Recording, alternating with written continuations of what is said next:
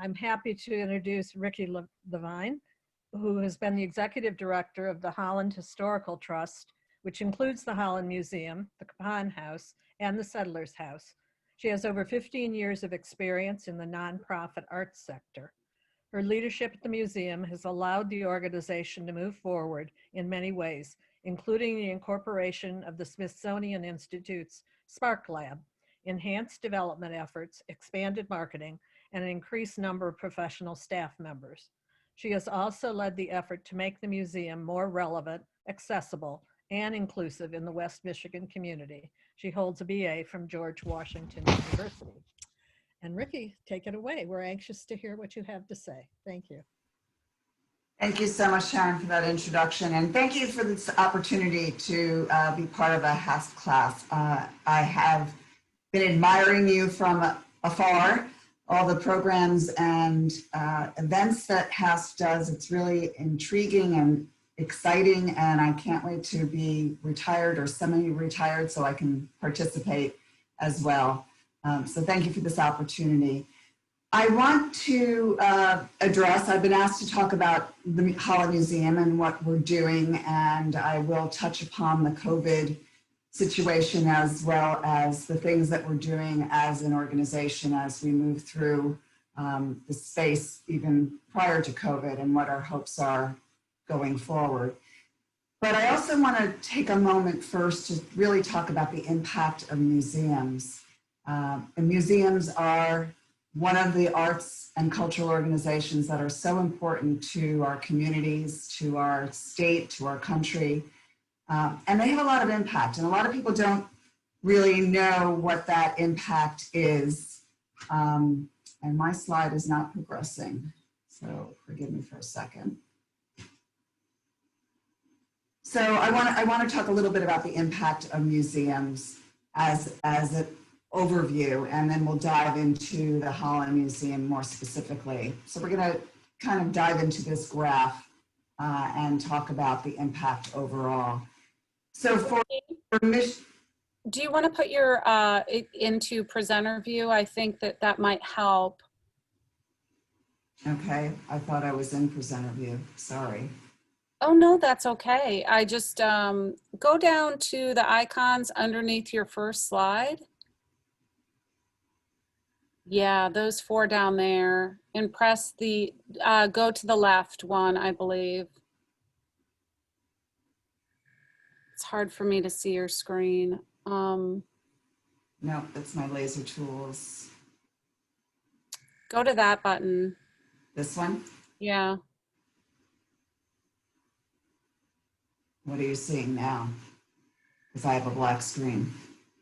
Yeah, click that again. Let's get that slide back. There so are you seeing the museum impact slide? We are, and then seeing the smaller one on the side, which oh, you are. It shouldn't be a problem. I just can't see really going. No, let me try again, and I will go for.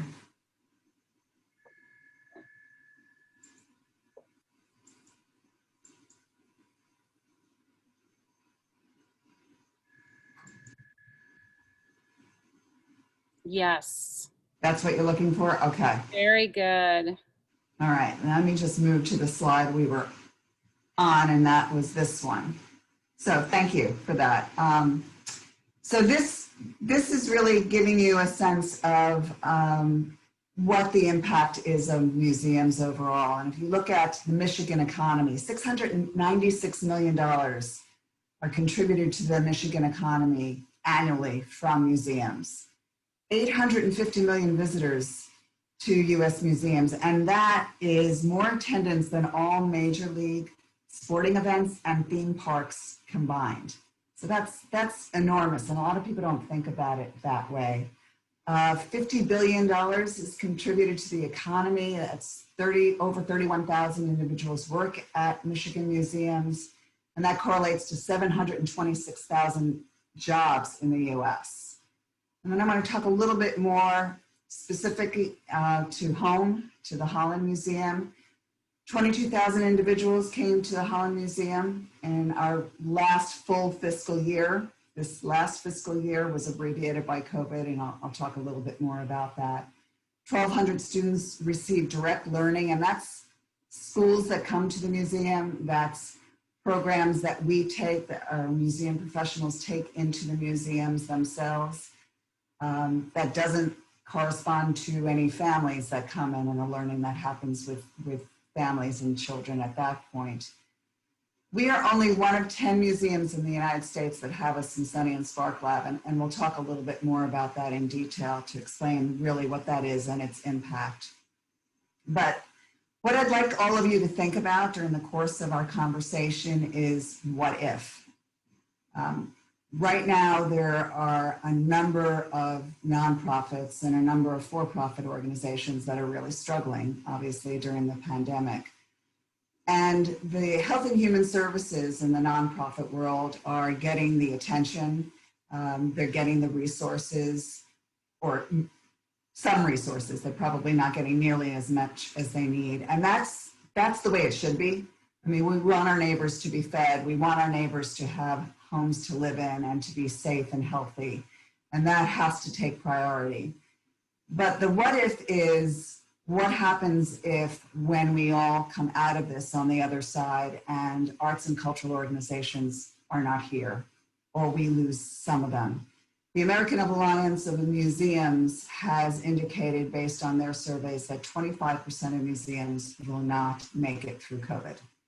And that's a considerable impact to our economy, to our communities, to our educators. And I just want you to keep that in the back of your minds throughout this conversation, because I think that's the bigger picture that we all need to be thinking of. So we're going to talk about the good times and the visitor experience and impact with the Holland Museum. We'll talk a lot about what we've been doing pre the pandemic, but also some of the adjustments we've made during the course of it, as well as where we'd like to go and the direction we've started to move in. So we have a whole lot of education and outreach programs on site. And when I say on site, as was mentioned by Sharon in my introduction, that the museum incorporates the historical buildings, the historic homes, the Capon House and Settlers House, the museum, and the armory. So we do activities in all 4 of those locations throughout the year. Some are much bigger than others. Some of them are much more intimate.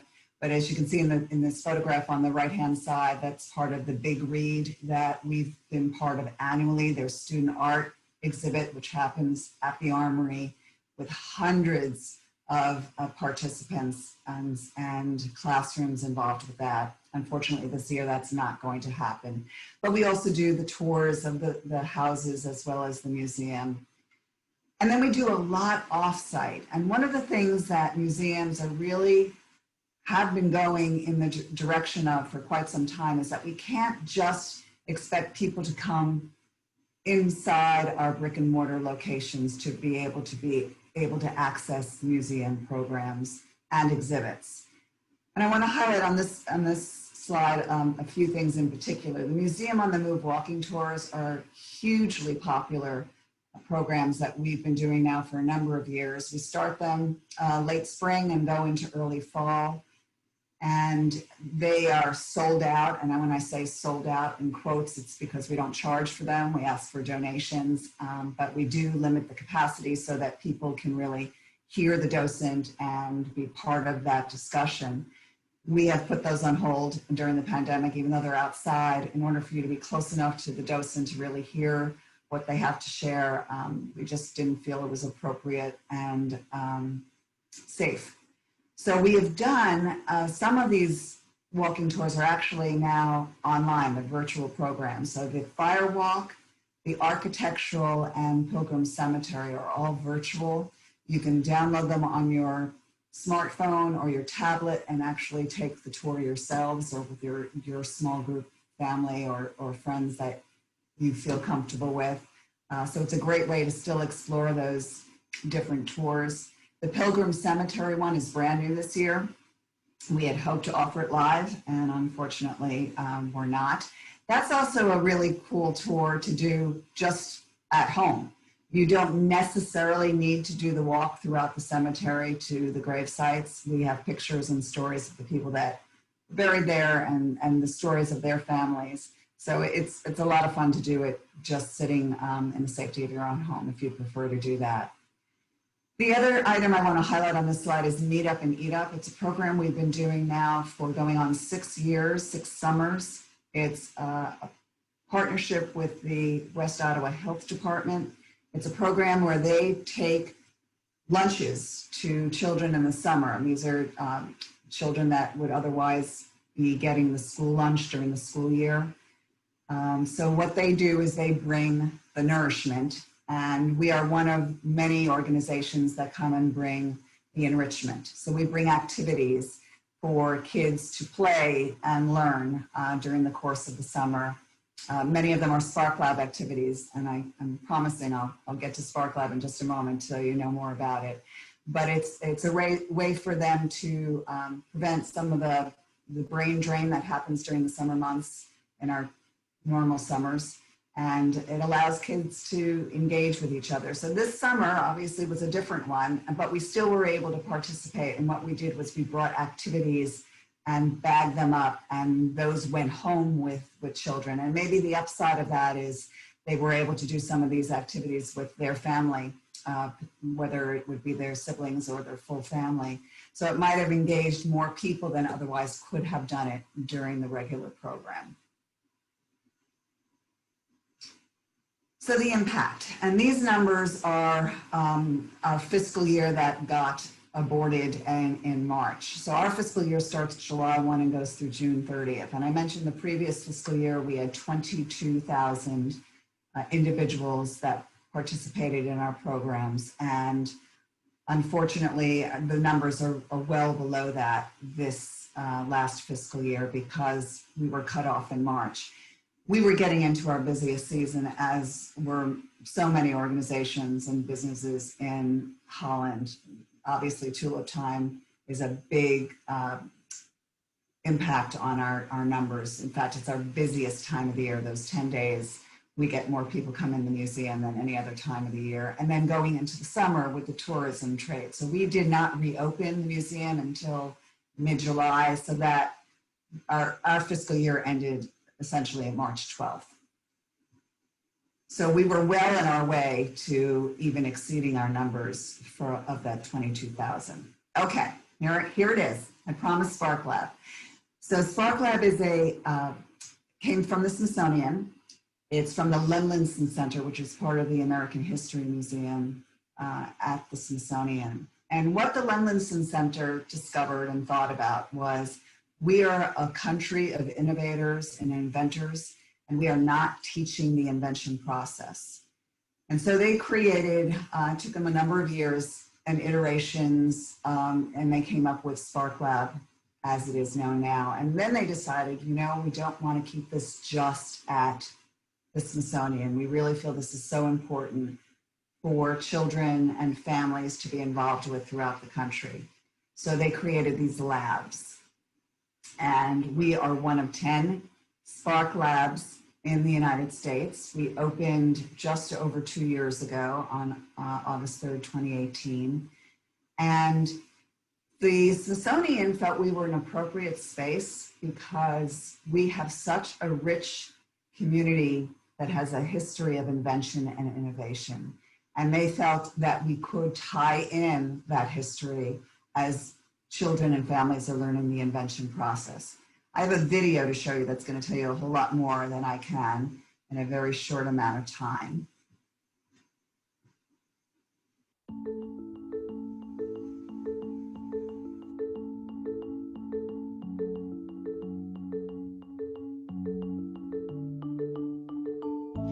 The Spark Lab is a dynamic space for families to come together to get to explore this. It's a way for families to work and participate together.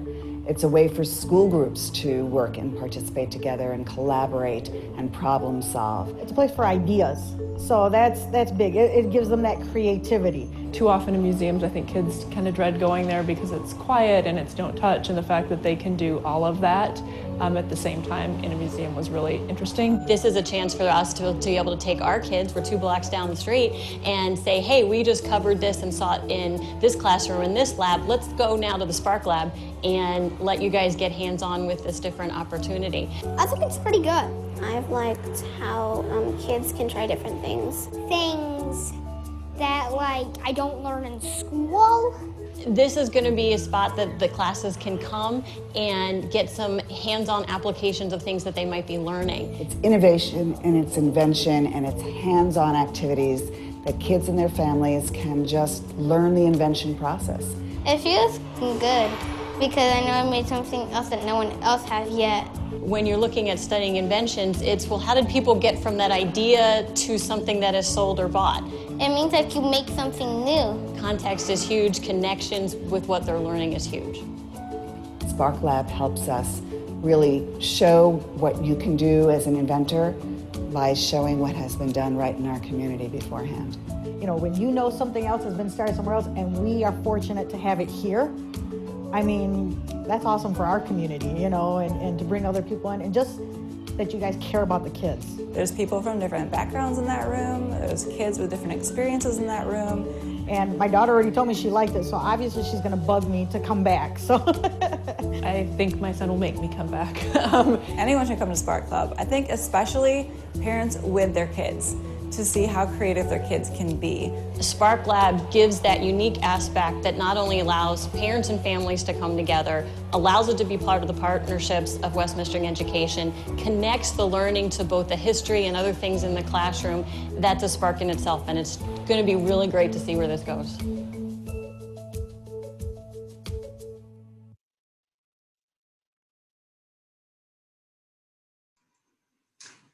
So that's Spark Lab. And as you can see by this slide, that it's not just for children. Adults really have a lot of fun in the space as well. Unfortunately, Spark Lab has been closed since we were closed in March. It's way too hands-on. It's way too interactive. It's impossible for our staff and volunteers to keep the activities disinfected appropriately. We're looking at other Spark Labs and seeing how people are progressing and seeing if there is a way that we can open it up for smaller groups than we have in the past. But for the time being, it's closed. It is what we call a semi-permanent exhibit. So we have a license with Spark Lab. It's a 2-year license. We just renewed it, and they're very accommodating during the time that we're closed. But we're hoping to keep it going for a long time because, to be quite honest, this has been an incredible game changer for the Holland Museum in terms of the people that are coming in, families that are coming in, educators bringing their groups in. It's been a real wonderful transition for us in a positive way. So during the course of where we're going is we constantly have temporary exhibits, and when constantly, for quite some time, we were stagnant as an organization, and we have been very proactive in creating a calendar of exhibits that rotate. So we are always bringing something new into the museum. And I should add, in the Spark Lab exhibits, the activities that we have there are always changing as well. We change on a quarterly basis the exhibits, and there's the exhibit in Spark Lab as well as the activities and programs that are there. So again, we are trying to make something new and refreshing. Every time somebody comes into the museum, they're not seeing necessarily the same thing they had seen before. So these are some of the exhibits that we have done over the course of the last 14 months or so. Mars Astronomy and Culture was a collaboration with Grand Valley State University, as well as Calvin Art Gallery. Michigan Heritage Barns was a wonderful photographic exhibit. And what was fascinating to me is that apparently people think about their heritage barns as fondly as they do about lighthouses. And it was almost like a groupie effect to people that came to the Barnes exhibit. Matthias Alton was a prolific artist who lived most of his life in Grand Rapids. And his daughter, and that's his daughter in the photograph with me, Anita Gillio, donated 13 of her grandfather's paintings of when he was in the Netherlands with his family in the early 1900s for our permanent collection. And we were able to turn that around very quickly and offer an exhibit, which was really well received as well. And Anita came to the exhibit and she was so impressed, she actually gave us another painting, which is the image that you see between the two of us. So that's been a real addition to our collection. And then images of separation, I'll talk a little bit further about that because that is the trajectory we're going in terms of some of the things that we're trying to convey with and for the community. Heinz in Holland was unfortunately abruptly closed. We had a wonderful member opening on Thursday. The next day we were open to the public, and that evening on the 12th of March, we closed the museum. I made that decision actually a couple days before the governor made it for us, but that exhibit had just opened. We were able to extend it to September 12th. So when we reopened, a lot of people got the opportunity to see it that might not have otherwise beforehand. With all of our exhibits, we do programs, with all the temporary exhibits. So we do programs that correspond to it. Some of them are for families, some of them for children, and some of them for adults. So these are some of the programs that we did with Mars, with Heritage Barns.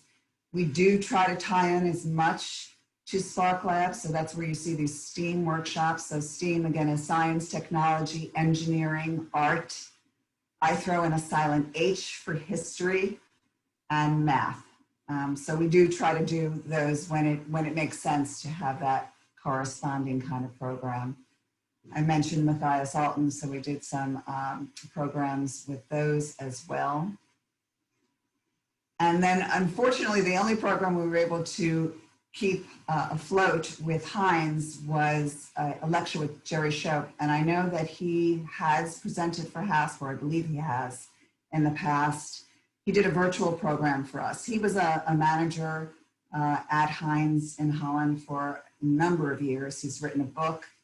And we actually have this program still on our website if you'd like to go to see it. I believe it's a different program than what he did for HASP a year or so ago.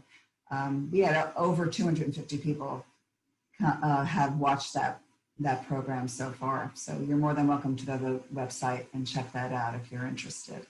The other programs that were associated with this, they were too hands-on and just didn't survive a pandemic. So as I promised, I'm going to talk a little bit more about them, images of separation, because this was another game changer like Spark Lab for the museum. This exhibit was determined that we were going to bring in even before our strategic plan, which kind of takes us in this direction about talking about everybody in our community and talking about their stories and sharing their stories.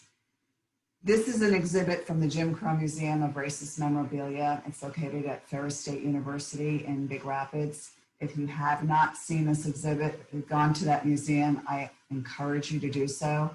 I'm not sure if they're open right now. It's a pretty tight space, and being on a university campus, they I'm sure have additional restrictions. But if you get an opportunity to see it in the future, I do recommend you go. It is a very difficult museum to walk through.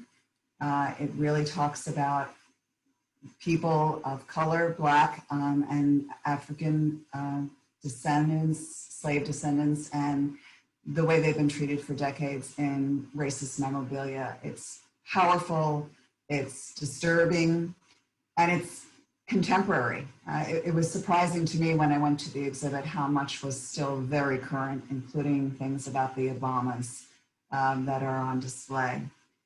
The Them exhibit was one of their 2 traveling exhibits. And I chose this one because it didn't talk just about one group of people. It really talks about all marginalized communities in this country. So it talks about African Americans and Blacks. It talks about Latinx. It talks about Asian Americans, Jewish Americans, LGBTQ, women, Irish Americans. Any group that's been marginalized in this country is reflected in this exhibit. we had it put in our focus gallery. It's a very small gallery space, and so it was a very intense exhibit to walk through. And in fact, what we did was we created this reflection area for people to walk through when they came out of the gallery, and we asked them to share their thoughts. And these post notes are just some of the comment cards and notes that we got up, and we wanted them displayed so other people could read how people were impacted by the exhibit. In this space, we also had resources. So if somebody wanted to take a deeper dive into books or films or television, we had resources divided by adults, young adults, teenagers, as well as children.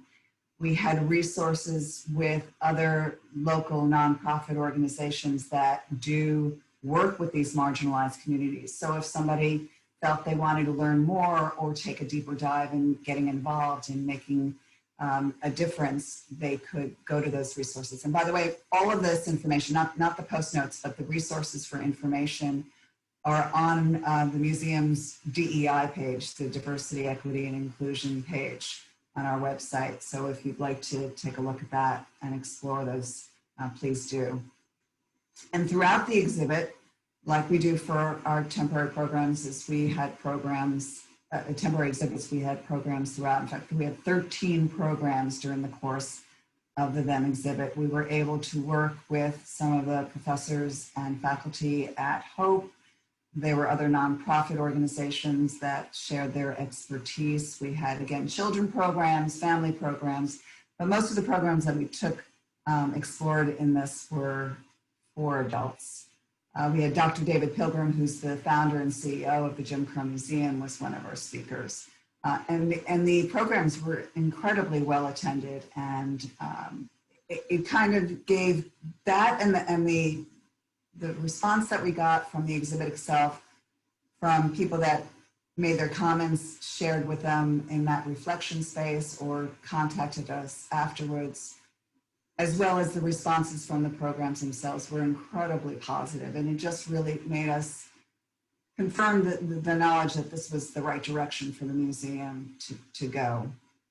And we've continued the program. So even though the exhibit closed in February, we have decided that we need to continue these conversations. And so we're calling these programs now cultural lens programs. The first one up is the Diversity and Cultural Celebration Book Club.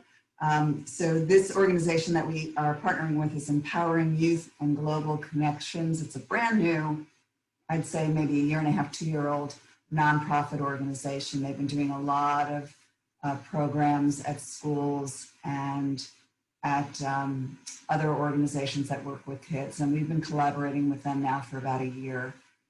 So we are starting a book club that will allow children and their families to pick up books to learn about other cultures. Meant to Be Loving Down Syndrome is in March. That was one of the programs that was postponed. It will be a virtual program. And these others that are listed here are yet to be determined when the dates are. They were all supposed to be live programs, and we're trying to figure out if we can make them into virtual or if they just have to be on hold. But we are looking to add programs in this vein as we move forward as well. We feel like that's part of our responsibility as a cultural arts organization in the Holland community. We do other programs and exhibits during the course of the year. Some of them are holiday related. Unfortunately, a lot of those are going to be either postponed to the following year or to when it's safe, or in some cases, we may be able to do some smaller programs, and we're looking to do that as well. And we do, as I said, programs all throughout the year and in all of our sites. So accessibility is a big push for us, and it has been one of my thoughts from the beginning when I started the museum. By the way, this is my 3rd year anniversary with the museum. This week, I think, actually, is my 3rd year. So I get to celebrate it with you. But accessibility means a lot of different things in a lot of different ways. And one of the ways it means is to be able to share everyone's story and to make them feel welcome in the space. So we do that, and we've been doing that for a couple of years in a number of different ways.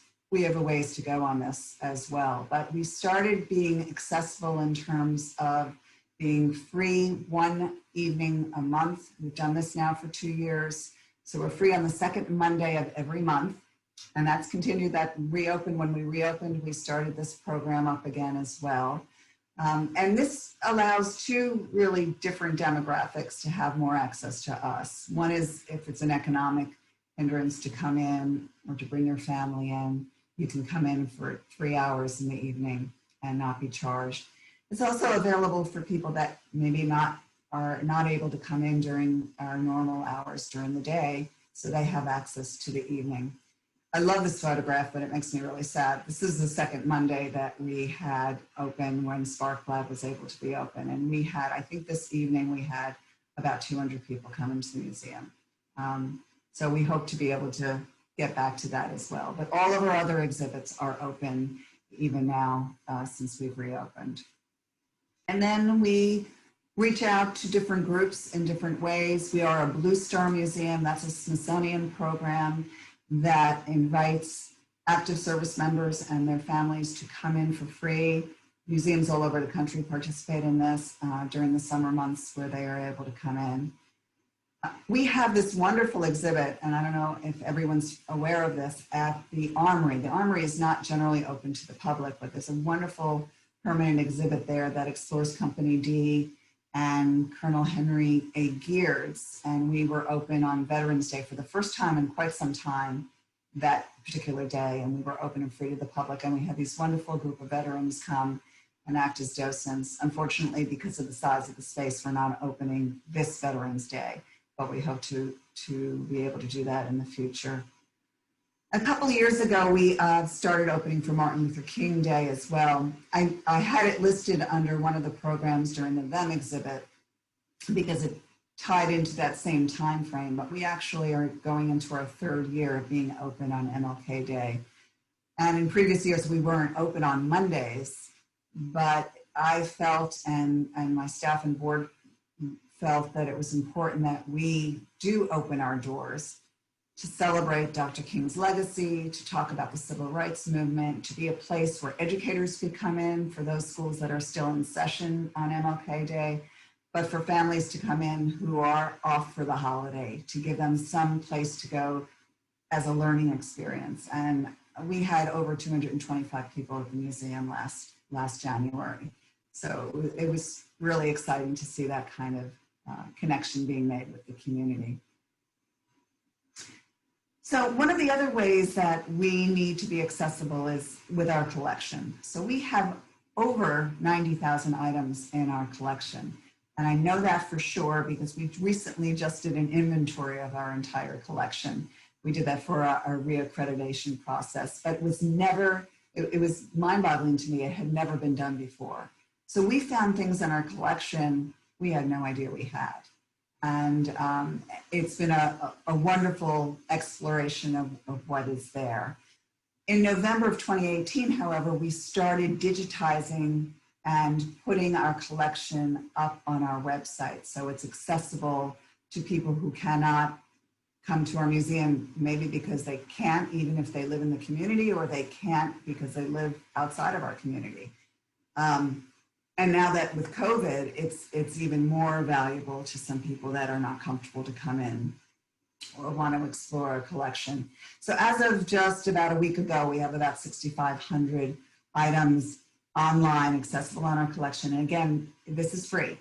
So you could be a kid in Wakazu Elementary School doing a report, or you could be an author who is located in New Mexico and wants to write a book about something that we might have something in our collection to share. You could just go to our webpage and find it.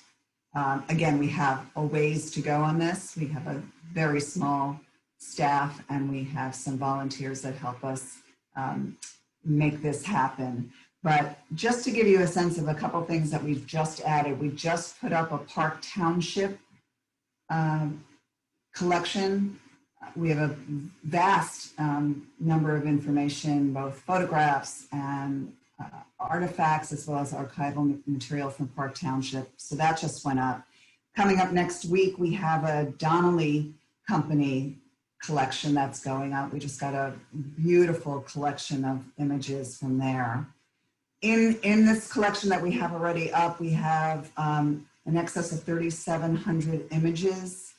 300 families are represented. 116 of those families have representation by women, and I'm under the impression that that's the largest collection in Holland of women from our community. So there's a lot to explore, but as I said, we have a ways to go to get that full collection up in front of everyone. One of the things that we have struggled with for a while has been community awareness. In fact, when I started at the museum, I was under the impression a lot of people didn't know the museum existed. I think that's probably still the case in some circles. And even if they do know that we exist, they didn't know we have the Capon House or the Settlers House, or they don't know what is included in the museum. And so we've been doing some work to change that as well. We're able to do a lot of things very economically in electronic media, for social media, on our website, e-newsletter, as other social media opportunities. But one of the things that, and I know this myself, and I'm on, and we're all on digital mediums on a much more regular basis now. But when I get something in the mail, I look at it.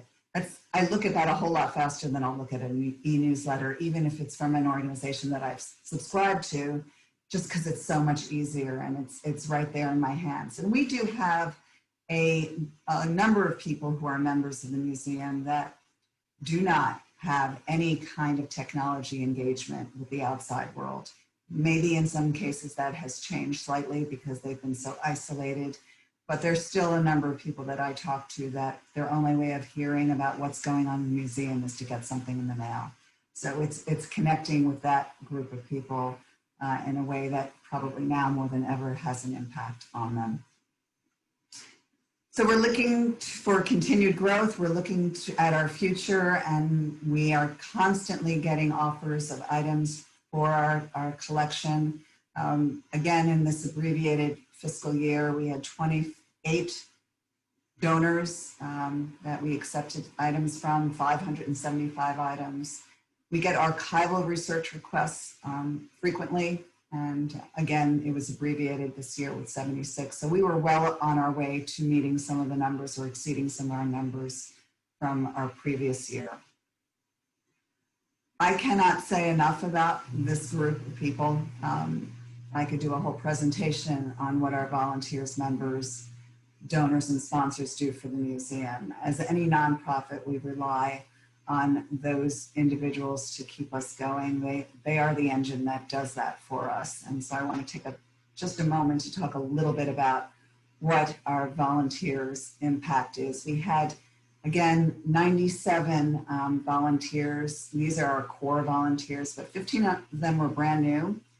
And I know some of them were HASP people, and I also know that we reached out to HASP. When we were doing the THEM exhibit, it was so important for us to have a docent outside that gallery before people walked in to kind of prepare them for what they were going to see, to also make sure that no children went in without an accompanied guardian who knew what they were walking into and were comfortable with that. So I'm grateful for HASP to help spreading the word, because I know some of those folks came from you, if not all of them. And our volunteers put in a whole lot of hours during the course of the year. We have 411 current members. That's a little bit down from where we have been in the past. And I think it's because a lot of members didn't resubscribe during the time of lockdown. That's beginning to pull up in our current fiscal year. Members get a real wonderful kind of perks. Members get to come and we do an opening reception the night before we're open to the public with the new exhibits. And there are so many really easy ways to be members. There aren't so many. There's only 3 basic memberships, but they allow you a lot of access. On all levels, you can bring a guest, and your guest does not have to be a family member or a spouse. So a basic member, you could bring a spouse, a partner, or a different friend every time you come to the museum. And every time you come to the museum, there's no charge for you or your guest for regular museum hours. We also have a family membership. This is a new level of membership for us. It's 2 adults and children under 17. We have a lot of grandparents that participate in this, so it doesn't have to be just the parents. It can be grandparents. And in this community, I know we have so many grandparents very much involved in their grandchildren's day-to-day lives. So it's a great way to explore the museum together.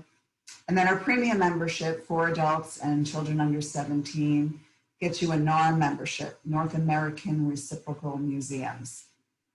And there are hundreds of NARM museums all over North America. And what that means is if you went to one of those museums and you are a NARM member for the Holland Museum, you don't have to pay admission. It's within a certain geographical area, so you couldn't go to Grand Rapids and take advantage of it, but you certainly could go to Chicago. And there are several museums as close as Chicago that are part of NARM. And then you also get Michigan History Magazine as well as part of that membership. 230 is our core donor group, and they are incredible assets to what we're able to do on a financial basis. We have 2 fundraisers annually. Trivia Night 2019 was an increase in terms of participation, also an increase in terms of income that we raised. We had hoped to do Trivia Night 2020, which would have been our 4th annual in April. We postponed it to June because we were really thinking optimistically, and unfortunately we had to cancel it entirely, but we hope to bring it back. Museum on Tap was a brand new fundraiser for us that we started last January. And again, it's on hold, but this was really well received. It was an opportunity to taste beer and cider and wine and participate in silent auction as well. This was probably one of the highlights of 2019, since 2019 ended the way it did, but and I'm talking about our fiscal year as well, but we are an accredited museum. And what that means is the American Alliance of Museums finds that we follow the best national standards and best practices for museums. We had been accredited for since 1990. This was a reaccreditation process that we received in February. It's a 10-year accreditation, which is longer than our last accreditation, and it's the maximum you can get. And what they're saying is that we're doing the right thing. And one of the things that I loved about the letter that we received was this quote that a museum's adherence to standards related to DEAI, which is diversity, equity, accessibility, and inclusion, played a part in the decision-making process. Again, they're telling us that not only are we meeting the standards, but we're moving in the right direction in terms of that important aspect for museums to have. So as we look forward, we created, and I mentioned this a couple of times, a new strategic plan. We're actually in our 2nd fiscal year of a 3-year plan. We changed our mission to be preserving our past and imagining our future, and our vision to be a cultural leader and community collaborator, inspiring the next generation of leaders, thinkers, and innovators. And with that, we developed values: community, curiosity, education, inclusion, stewardship, and impact. And then our priorities for sustainability, which is the highlight of any nonprofit's life. Being visible in the community, sharing our collection, and then celebrating our diversity. Our next exhibit that is opening, and I realize the slide is a whole lot of red, white, and blue, but this is an exhibit that's opening next week called Election Reflection. It's memorabilia from Holland, Michigan. We are doing a member preview on October 1st, Thursday. It won't be the same kind of reception with food and programming that we normally do when we open, but members will get a preview. It's sort of more like an open house to come in and see the exhibit before we're open to the public the following day. And then we've started putting together some programs. We have, and I know there are a lot of groupies in HASP. I've heard this for Fred Johnson. And he's doing 2 programs for us in October, before Election Day, and we are adding additional programs throughout the time the exhibit is up. But he's doing 2 programs. One is next week, so you can sign on. It's a virtual program. You can sign on via our website for that. And then there's we have a lobby exhibit space that we've been also doing rotating exhibits. And so we have been able to work with a group of students from Holland High School, which are part of the Upward Bound program, which is a college prep program that they had created before we even talked to them, a voter suppression exhibit. And so we're adapting it for our lobby gallery, which we're excited to be able to share. Upcoming exhibits, and the next one that comes up after the election exhibit, which will be in, I believe it's March of next year, is Matthias Alton. Now, we just had one, but this is different. This is not part of our collection, but rarely exhibited sketches and watercolors. It will be on loan from Grand Valley State University. And these items are rarely exhibited individually, but they're rarely exhibited as a group, even more so. So we're very excited about that. We are working with LAUP, which is a local organization here, Latin Americans United for Progress. Their story, how they came to be, and we're tying that in with the Mexican-American immigrant story to the Midwest. A fabulous local photographer who lives in Saugatuck has this beautiful exhibit of Native Americans.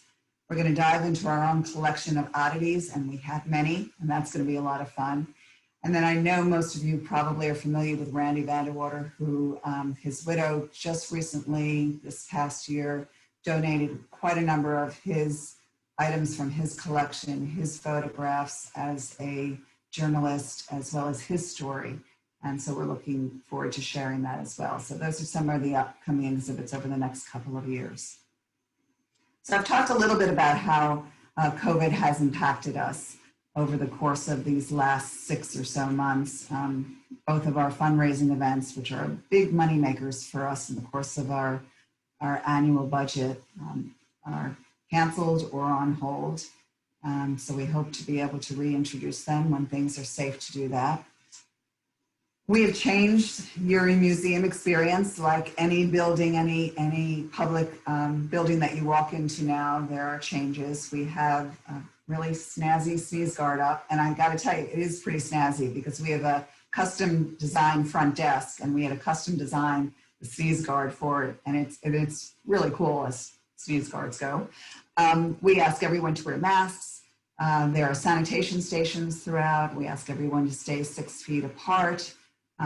We do a protocol for our volunteers and our staff, making sure they are healthy before they start their shifts. And we certainly ask anybody who's not feeling good not to come in, to come back another day. We have opened up in the morning of our Monday. So our hours have changed, and I'll have a slide about that. But on Monday mornings now, from 10 to 11:30, we invite people who cannot wear a mask for medical reasons to come in at that time.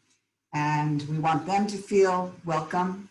We don't want anyone to feel like they're being judged because they cannot safely wear a mask. All the staff and volunteers wear masks during that time. And we ask if you bring somebody in who is healthy and can wear a mask, even if you can't, that they do wear their mask at that time. Our hours have changed. We needed to abbreviate the number of days we were open so that we could really stay on top of our cleaning and disinfecting schedule and could afford it because that's an additional cost to the museum.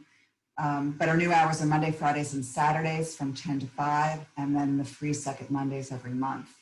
And again, Spark Lab, unfortunately, is still closed. So tying back to supporting arts and culture, and again, you know, the what if that I asked you to have in the back of your mind during the course of this conversation, I ask you now to consider supporting your arts and cultural organizations, whether it be the museum or some other cultural organization that you believe should be here and should be sustainable for the future. I encourage you to consider doing that. The ways you can support the museum, it's not just financial, although that's a big part of what we do, but we are looking to expand our volunteer base. We have some fabulous docents and we're looking for more to fill additional shifts. We have a number of different committees. We have an exhibits committee, events, we have education, we have collections committee. We also are starting a DEI, diversity, equity, and inclusion committee to really help us transform not just the programs and exhibits, but also who makes up staff, who makes up our volunteer base. Again, so that everybody feels they are welcome to come in and that their stories are being told. We also have individual collection niches that we need some people to work in that department, and as well as administrative. If you have computer expertise and you're interested in getting involved, we have a spot for you in that respect as well.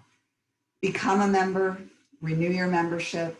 That all helps support the Holland Museum. Attend programs, again, virtual programs, as well as in-person programs when we get to that place.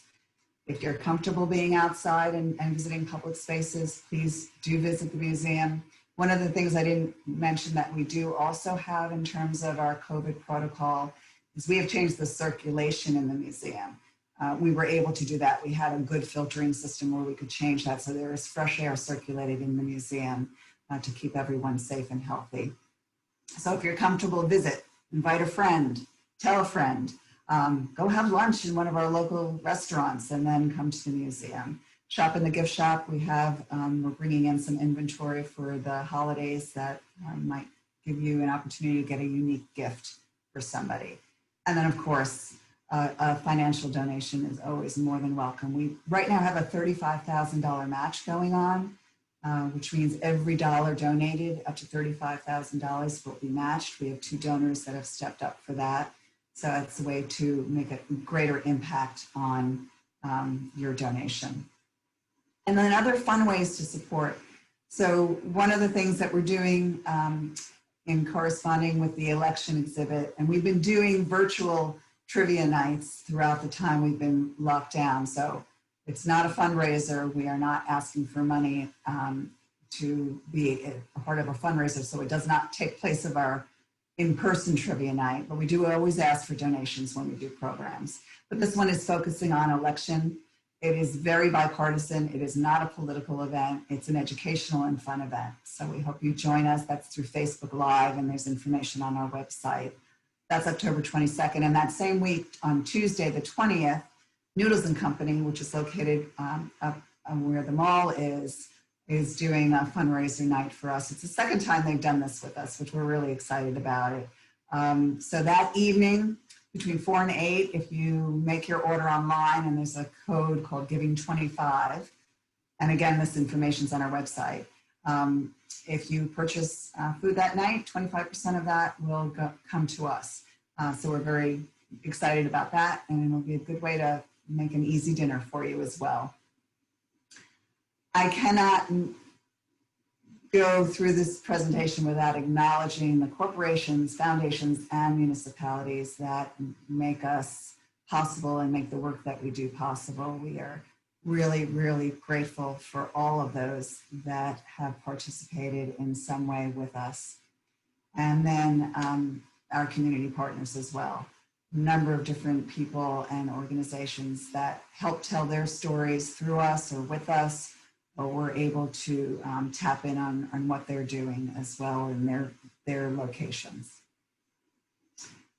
That's my presentation. So I am excited to hear any questions that you might have.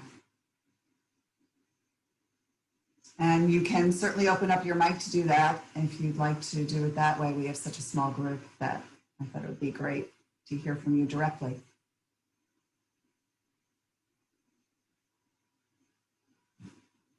No questions? I told you everything there is to know.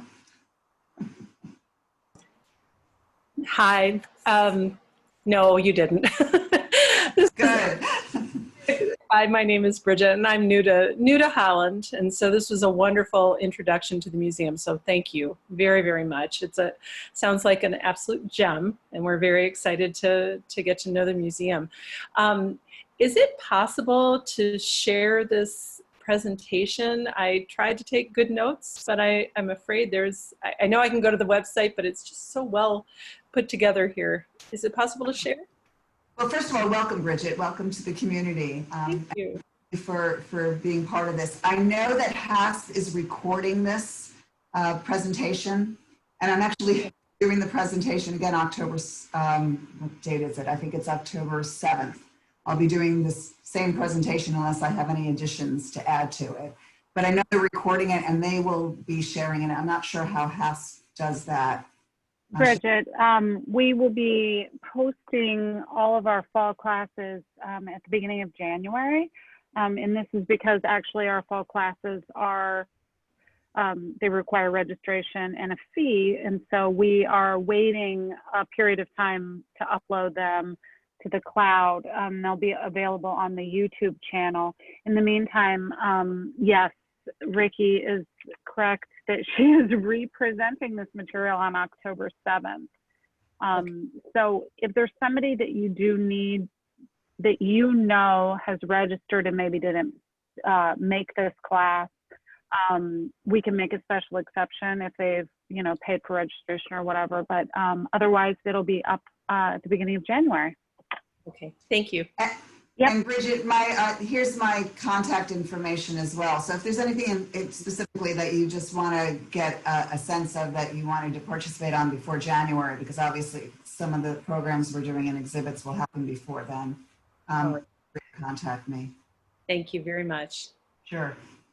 Ricky, at the risk of seeming weird, I found myself getting really choked up. This is so mindful in the real sense. I know that's a trite word these days, but your thoughts and your spirit about the role of the museum and the role of museums and having us really stretch. So I got choked up. So I joined while you were speaking. I think I already was, but I joined a family membership in the split screen while you were talking.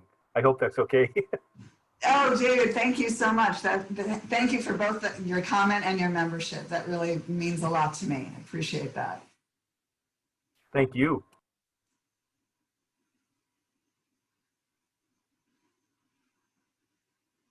So any other questions or comments that I can respond to? Ricky, this is Bridget again, and just had a question. I wondered if I was looking through the organizations that participate with the museum, and I don't see anything quilt related, but I know at the Tulip Time, as part of the Tulip Time program, there's a huge emphasis on quilts, and I just wondered, are there quilts in the collection? Because I haven't visited yet, I can't speak to that. So Bridget, I'm sorry, what kind of things in the collection? I missed that. Quilts? Quilts. Oh, actually we do have a collection of quilts. We don't have them on display right now. But prior to my being here, and I think we're going back 5 or 6 years, I know we did have some of them exhibited, and I hope, will be part of our collection that you can get access to through the website in the near future. I don't believe they are up now, but at some point they will. And that is something that we hope to maybe revisit as one of our temporary exhibits too. I don't know how large the collection is, but I think it's pretty significant. Alrighty, thanks so much. Ricky, one more question actually about the Them exhibit. Yes. Can you talk about what the volunteers gathered about people's reactions, how either shook up or sadly resigned, or just kind of what sorts of feedback you got on that? Yeah, we actually did collect all of those comment cards and notes. We have an inventory of that. It was, I hate to say this, but I think we were preaching to the choir a lot. So the people that came in were aware, much more aware than I think a lot of people in Holland might have been at that time. Maybe the events this recent last couple of months have opened their eyes a little bit. What's interesting is, and I will get to some of those comments in a minute, but when my exhibits committee was meeting about whether we should bring this exhibit in or not, there was a lot of conversation, and one young woman was very open-minded, said, I don't know why we're bringing it in. And I said, why? And she said, because it doesn't happen around here. And that's when the light bulb went off in my head and said, that's why we have to bring it here. Because yes, it's happening here. And in fact, was one artifact in particular that was from Grand Rapids. So it was so local and it wasn't that old in that collection. So it was really important to me that we may open just a couple of minds in terms of that it does go on. The feedback was people that were impacted personally, that felt like they related to these or were part of these marginalized groups. They had, there was a sensitivity, and there was probably in some respects a sense of resignment. Yeah, I know it's going on, but thank you for sharing it. There was a lot of gratitude that we had brought the exhibit in. That was one of the biggest overall responses that we got. But we did, I think, open some minds and open some eyes to the fact that this was here and that it was going on everywhere. So it was really wonderful reading those notes and seeing how people reacted. So at some point we might share what that full list of comments were. Thanks. Thanks for having it. Same time during that exhibit, we had in our lobby gallery, we had a conversation starter where we had images from Aunt Jemima. And this is before, by the way, the company changed that. We had a bunch of images over history of Aunt Jemima and the origin of that iconic figure that was part of that company and that brand. And we asked, is this racist? And we asked people to fill in notes on that. And that in that case, we got some pushback. You know, when you think about some of those iconic images like Aunt Jemima, a lot of people, it's sitting down at the breakfast table with your siblings and mom and dad, and you don't think about what that image might mean unless you're part of that community. It was the syrup and the pancakes that's what it brings to mind. So that was an interesting conversation that we got via the feedback. Ricky, this is Peggy Purdy, and I was wondering if you could give me more information. I was looking at your different membership levels, and can you tell me about NARM? Sure.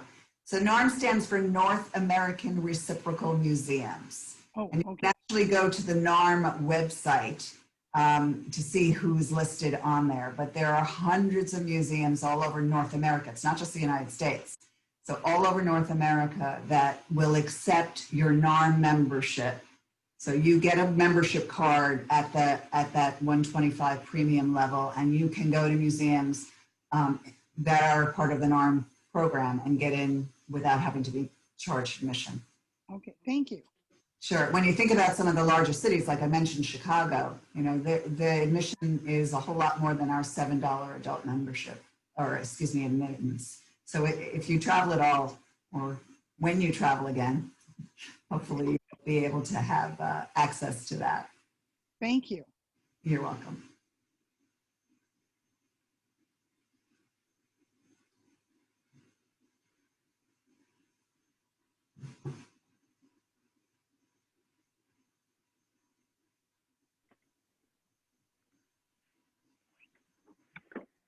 So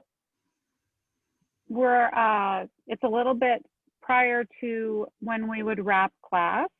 So if anybody has any additional questions, we certainly have time for that.